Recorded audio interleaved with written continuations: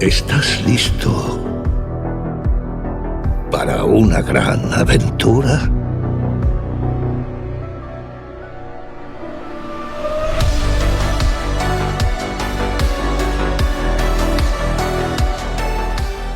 Desde los tranquilos prados donde cuidaba el rebaño de su padre, el joven David cultivó una devoción que cambiaría el destino de una nación entera, cuando el gigante Goliat surge para sembrar el terror en el ejército de Israel. Este sencillo pastor da un paso al frente armado, solo con una honda y una fe inquebrantable. Sin embargo, esta es una lucha que va mucho más allá, pues se trata de una batalla por el alma de todo un reino. Bienvenidos al resumen de la película animada David. En un rincón tranquilo de Belén, lejos del ruido del pueblo, un joven pastor llamado David pasa sus días cuidando a su rebaño con paciencia y dedicación. Es un muchacho de corazón noble, acostumbrado a la vida simple del campo, donde todo parece estar en calma, hasta que de repente algo rompe esa tranquilidad. Una de sus ovejas entra en labor de parto, un momento delicado, donde el rebaño queda vulnerable. David se acerca con cuidado, intentando mantener a las demás tranquilas, mientras la madre lucha por dar a luz. Pero justo en ese instante, el peligro aparece. Desde las sombras, un león hambriento comienza a acechar, silencioso, esperando el momento perfecto para atacar. David intenta organizar a los animales, proteger a la oveja en parto y mantener el control, pero el miedo se desata. Las ovejas entran en pánico y salen corriendo en todas direcciones, dejando el lugar en caos. En cuestión de segundos, David queda prácticamente solo frente a la fiera, sin ayuda, sin tiempo para pensar demasiado, solo con su honda y su instinto. Y es ahí donde demuestra algo impresionante. Con una puntería prodigiosa, lanza una piedra con precisión y logra derribar al depredador, ganando apenas unos segundos para que las demás puedan esconderse. Pero David no se detiene.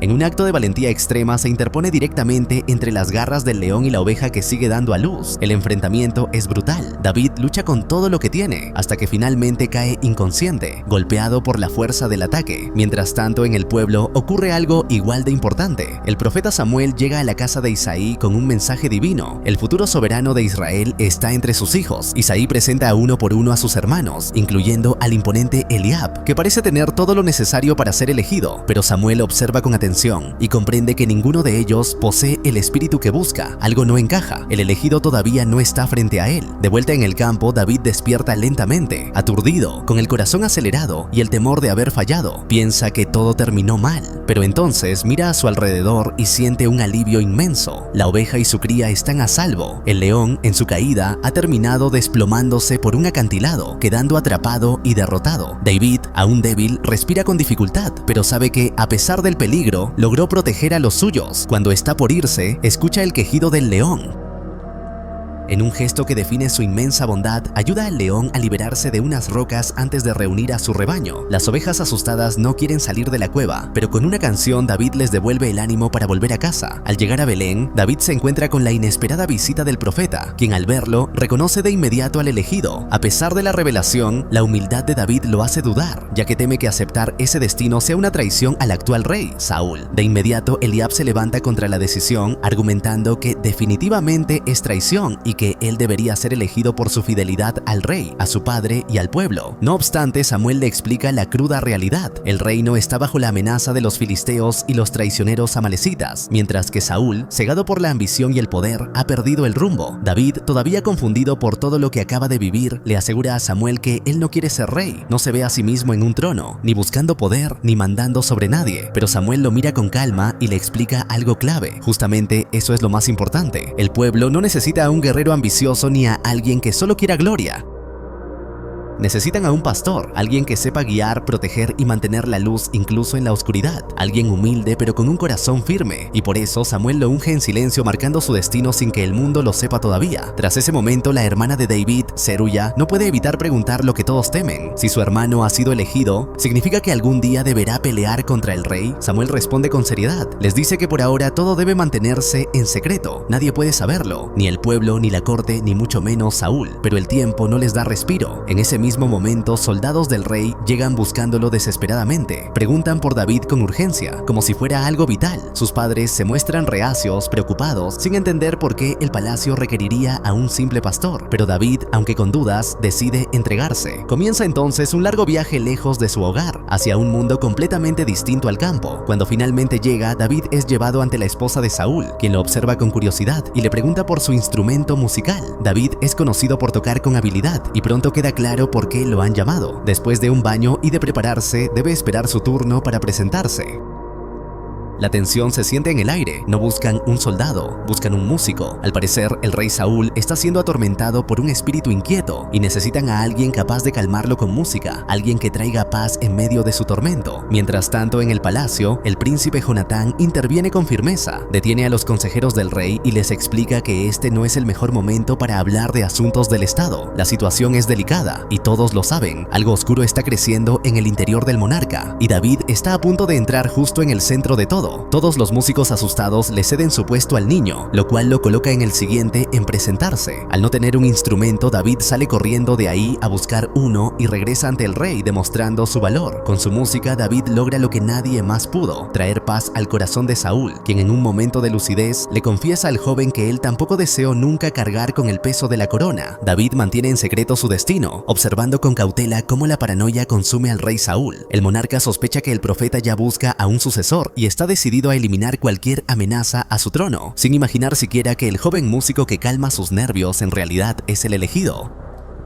Justo entonces, Jonatán aparece con noticias de un estallido de guerra. Los filisteos han movilizado a todas sus tropas. Saúl, todavía confiado en su posición, se prepara para enfrentar a las tropas enemigas. Para él, David ya cumplió su función en el palacio, así que decide enviarlo de vuelta a casa, como si todo pudiera volver a la normalidad. Pero la calma dura poco. Cuando Saúl finalmente se encuentra cara a cara con el líder de los filisteos, Aquis, la tensión se vuelve inmediata. Aquis no lo recibe como a un igual, sino como a alguien inferior. Con una mirada fría, lo encara y le recuerda quién tiene el control verdadero, dejando claro que Israel solo puede vivir en esas tierras porque los filisteos lo permiten, a cambio de sumisión. Saúl escucha, pero el cansancio y la humillación ya pesan demasiado. Con voz firme sugiere que quizás ha llegado el momento de renegociar los términos, de dejar de agachar la cabeza. Sin embargo, Aquis simplemente se burla. Sabe perfectamente que el ejército de Saúl no es rival para el suyo, y sus palabras solo suenan como un intento desesperado. Para él, Israel no tiene fuerza para desafiar nada. Entonces, el rey filisteo propone algo distinto. En vez de una guerra total, decide que el destino de esas tierras se defina en un solo combate.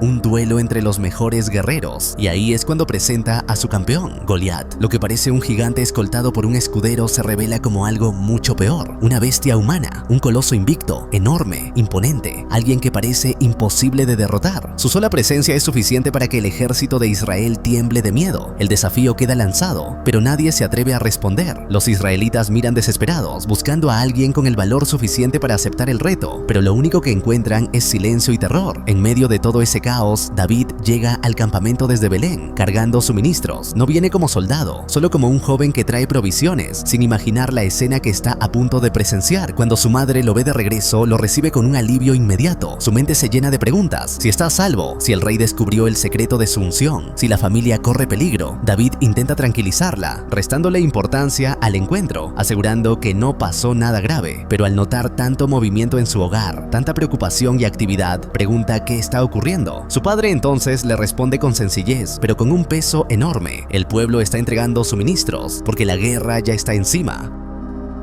Antes de volver a sus tareas de pastoreo, su madre le confronta. David finalmente se quiebra y confiesa la tormenta interna que lo persigue. Le explica a su madre que nada en la corte tiene sentido para él. Se siente perdido entre contradicciones, sin saber si su deber es ayudar a Saúl, obedecerlo o enfrentarse a él. Para David, la vida como pastor es sencilla y lógica, pero la carga de la profecía y el peso de ser el futuro rey lo llenan de dudas. Usando su tejido desordenado, ella le explica que cada hebra tiene un propósito y un lugar específico. Le hace entender que, aunque ahora mismo su vida parezca confusa y desordenada, es como el reverso de un tapiz. Por un lado, solo se ven nudos y caos, pero cuando la obra esté terminada y se mire desde el otro lado, cada hilo cobrará sentido para formar una imagen perfecta. Después de cantar juntos por última vez, su madre lo mira con ternura y le entrega una pulsera tejida, un pequeño símbolo de protección y cariño, como si quisiera darle un pedazo de hogar antes de que se marche. David la recibe en silencio, entendiendo el peso de ese gesto, pero no hay tiempo para quedarse. De pronto, su padre los interrumpe con urgencia, pidiéndoles que se apresuren.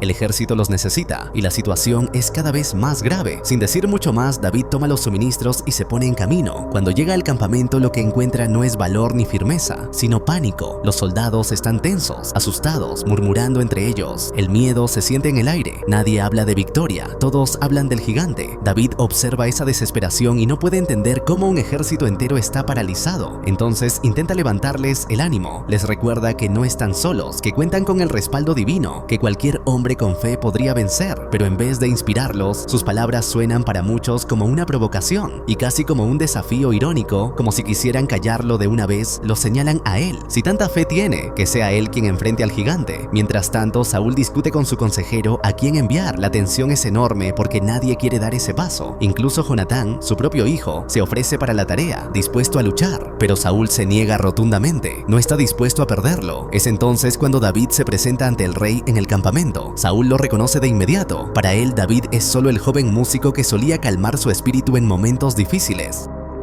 Piensa que está ahí para tocar, para aliviar su tensión una vez más, pero David lo sorprende. Le explica que no ha venido a cantar, ha venido a enfrentarse a Goliat. Al principio Saúl cree que es una broma, incluso le agradece como si solo estuviera tratando de animarlo con palabras valientes. Pero David no retrocede y entonces lanza una pregunta que deja a todos en silencio, una frase que desarma por completo a los presentes. ¿Qué diferencia hace el tamaño cuando se trata de un gigante? En ese instante el campamento entero parece detenerse, porque David no está hablando como un niño, está hablando como alguien que realmente está dispuesto a hacerlo. Mientras los demás soldados ven a un monstruo invencible, David ve una oportunidad para demostrar el poder de su fe. Les cuenta cómo se enfrentó a leones y osos para proteger a las ovejas de su padre. Con total convicción asegura que, así como Dios lo protegió de las garras de las fieras, también lo hará frente a Goliat. Sin dudarlo, Saúl ordena que lo preparen para la batalla. David se escabulle de la pesada armadura que le han colocado. Cerca de un riachuelo, un dudoso David toma una roca y la guarda en su bolsa.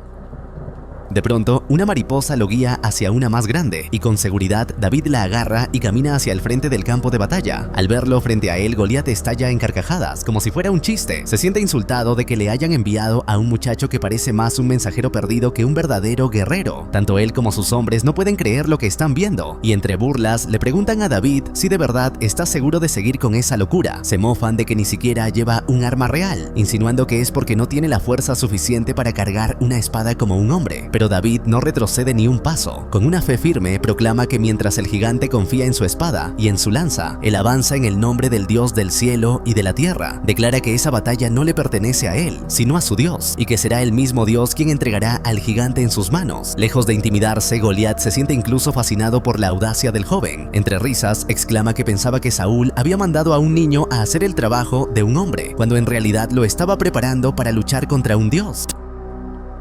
Entonces acepta el reto y comienza a gritarle al cielo, desafiando al Dios de Israel a que baje y se enfrente a él. En ese instante de descuido, David actúa. Con la precisión que ganó cuidando el rebaño en el campo, toma su honda, lanza una piedra con fuerza y esta impacta directamente entre los ojos del coloso. El gigante cae desplomado, demostrando que el enemigo más imponente tiene un punto débil. Aunque el rey enemigo intenta ignorar el resultado, el pueblo de Israel, inspirado por la hazaña de David, recupera la fe y se lanza al ataque. Los filisteos, aterrorizados, deciden que es mejor huir antes de enfrentar la furia de un ejército que ahora cree en lo imposible. Desde la distancia, el profeta Samuel observa con satisfacción cómo David se convierte en un líder natural, guiando a su pueblo y le pide a Dios que cuide del joven. Con la caída del gigante, la euforia se apodera por completo del pueblo. El miedo desaparece en un instante y es reemplazado por gritos de victoria. Entre la multitud se escucha el clamor de "Aquí viene el rey", mientras reciben a Saúl como el líder de Israel. Pero esa celebración dura poco, porque pronto la atención de todos se dirige hacia el verdadero héroe del día, David. La gente lo rodea con emoción, lo aclaman como su salvador, como el campeón que hizo lo imposible. Todos quieren verlo, tocarlo, gritar su nombre. Pero David, lejos de dejarse llevar por los aplausos, rechaza la idea de que ese triunfo sea solo suyo. Insiste en que no se trata de él, sino de Dios, y que fue la fe la que lo sostuvo cuando nadie más se atrevía. Entonces, con una melodía sencilla, comienza a cantar sobre la luz que siempre ha guiado sus pasos, incluso en los momentos de miedo y duda, como si su voz fuera un recordatorio de que no fue la fuerza lo que venció al gigante, sino algo mucho más grande. padre. Durante un tiempo la armonía reina en la corte. David se convierte en una figura cercana al palacio y forja una hermandad inquebrantable con el príncipe Jonatán. Ambos se entienden, se respetan y esa amistad parece sólida, como si nada pudiera romperla. Pero no todo permanece en paz por mucho tiempo. La sombra de la envidia empieza a crecer lentamente. El rey Saúl nota cómo el amor del pueblo hacia el joven pastor aumenta sin medida, cómo su nombre se vuelve cada vez más admirado, y eso comienza a incomodarlo, intentando recuperar su prestigio y reafirmar su poder. Saúl organiza una expedición para aniquilar a los filisteos, usando a David como si fuera un amuleto de victoria, llevándolo al frente no solo como guerrero, sino como símbolo de que Israel no puede perder mientras él esté allí. Al llegar al lugar, el ejército solo encuentra campamentos vacíos, no hay enemigos a la vista, no hay batalla que librar. Los brutales amalecitas se les han adelantado y han desaparecido antes de que puedan enfrentarlos. Ese fracaso, sumado a la presión constante, empieza a romper algo dentro de Saúl. La tensión lo consume y su mente comienza a fracturarse, cayendo poco a poco en terribles alucinaciones. En medio de ese delirio, Saúl recuerda el incidente que le hizo perder su derecho al trono. Vuelve a su memoria el momento en que desobedeció a Dios, cuando decidió perdonar a los amalecitas para explotar sus recursos, a pesar de haber recibido una orden directa: destruirlos por completo. Ese acto de rebeldía fue lo que marcó su caída, aunque él haya intentado ignorarlo. De regreso, con el sonido de la lira de David llenando el ambiente, Saúl finalmente comprende algo que lo golpea como una verdad insoportable. El joven pastor es su sucesor. La idea lo enciende por dentro. Enfurecido, el rey lo encara, pero David, con una calma asombrosa, le aclara que él nunca buscó el trono. No lo desea, no lo persigue, porque la corona no le pertenece a ningún hombre, sino a Dios. Pero esas palabras no lo calman, lo destruyen aún más. La furia de Saúl estalla y en vez de aceptar la realidad, decide expulsar a David. No solo eso, sino que miente ante todos, acusándolo de traición para justificar su odio y convertirlo en un enemigo del reino. Saúl llega incluso a ordenar a su propio hijo, Jonatán, que capture al fugitivo. Sin embargo, el príncipe no puede hacerlo. Fiel a su amigo y a sus principios, decide ayudar a David a escapar, recordando una vez más que la corona no es un capricho humano, sino algo que pertenece a Dios. Cuando David logra regresar a su hogar, espera encontrar refugio, pero descubre algo doloroso. Incluso dentro de su propia familia hay división. Mientras su hermano Eliab intenta entregarlo, otro de sus hermanos lo ayuda en secreto, permitiéndole huir antes de que sea demasiado tarde. Convertido ahora en un fugitivo, David no tiene tiempo para pensar demasiado. Su vida ha cambiado por completo. Llega hasta el templo buscando cualquier cosa que le permita sobrevivir y defenderse, y allí toma una espada antes de salir corriendo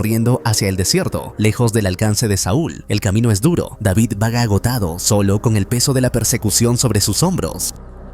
Ya no es el joven celebrado por el pueblo, ahora es un hombre buscado, obligado a esconderse para no ser capturado. Mientras tanto, su madre y sus hermanos también se ven obligados a huir, abandonan su hogar y se esconden en una cueva, intentando protegerse del peligro que se cierne sobre toda la familia. La amenaza de Saúl ya no es solo contra David, sino contra cualquiera que esté cerca de él. Finalmente, cuando David está al límite de sus fuerzas, aparece un grupo de hombres que lo rescata. Lo reconocen de inmediato. Es el héroe que venció a Goliat, el mismo que todos creían intocable. Sin dudarlo, lo llevan a un refugio oculto, un lugar apartado donde otros también se esconden. Allí, David se reencuentra con su familia y con una multitud de seguidores que han abandonado todo para ocultarse. Son hombres que ya no tienen nada que perder, personas perseguidas o desesperadas que ven en David una esperanza. Por un momento todos celebran ese encuentro, como si en medio de tanta oscuridad aún quedara un poco de luz. Pero no todos están tranquilos. El padre de David se muestra molesto, preocupado, porque sabe lo que Saúl es capaz de hacer y teme por las consecuencias que puedan caer sobre ellos.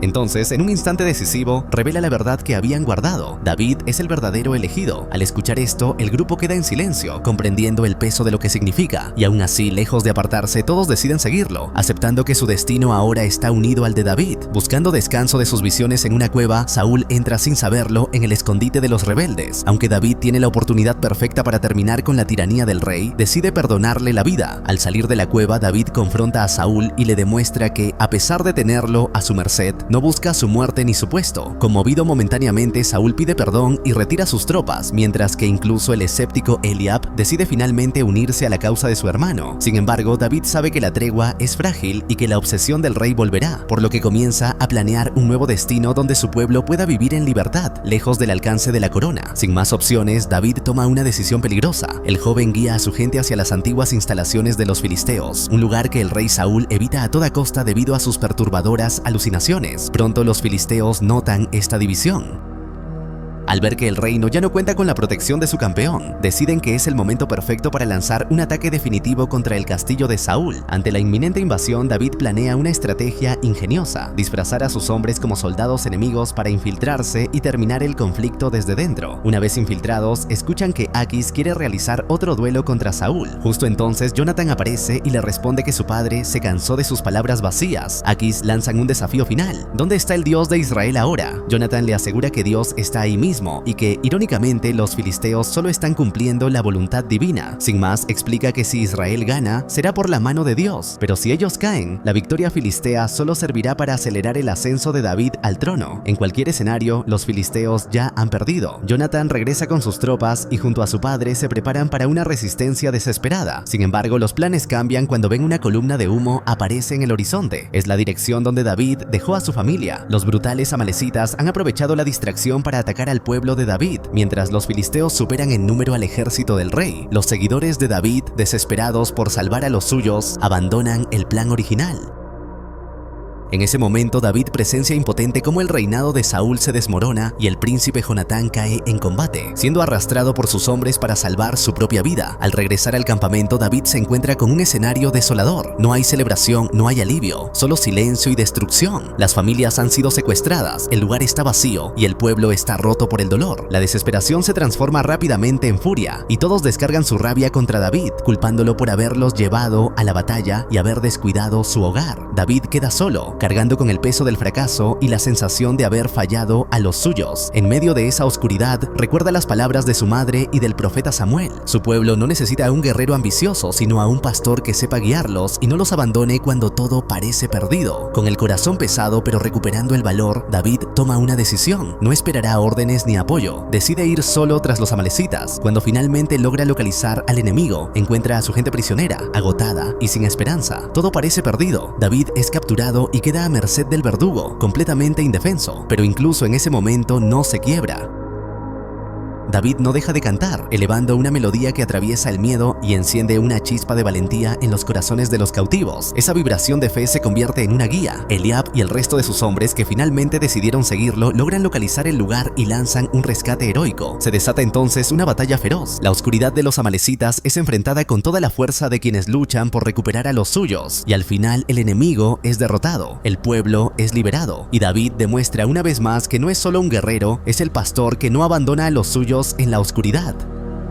Cuando David despierta con un nuevo amanecer, ya nada es como antes. No está solo, ni escondido, ni huyendo. Esta vez, al abrir los ojos, es recibido no solo por su madre, sino por su pueblo entero, que ha venido a verlo como la esperanza que tanto esperaban. Después de todo lo que vivió, de la persecución, del miedo y de las pruebas, finalmente llega el momento que parecía imposible. David es proclamado rey. El joven pastor que cuidaba ovejas en Belén ahora está frente al destino que Dios había marcado para él desde el principio. Con humildad, acepta la corona, no como un trofeo de poder, sino como una promesa, la promesa de guiar a Israel, de proteger a su gente y de devolver al pueblo al camino de Dios. Así concluye esta película. Si te gustó este resumen, no olvides dejar tu like y suscribirte. Eso es todo por hoy. Hasta la próxima.